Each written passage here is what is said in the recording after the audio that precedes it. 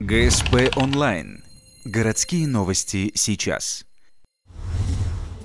Среда, 14:10. В школе номер 21 проходит собрание Совета директоров ухтинских школ. Сегодня к ним присоединились представители Общественного совета города и Общественной приемной главы республики.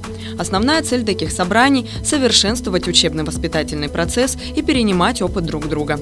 Жизнь сегодня идет очень вперед быстро, за этим надо успевать и немножечко идти вперед. Поэтому для того, чтобы в наших общеобразовательных учреждениях, в нашем любимом в городе Жемчужном, чтобы учебно-воспитательный процесс шел на уровне, поэтому мы и ставим те вопросы, которые сегодня волнуют и волнуют в первую очередь в рамках федерального государственного образовательного стандарта.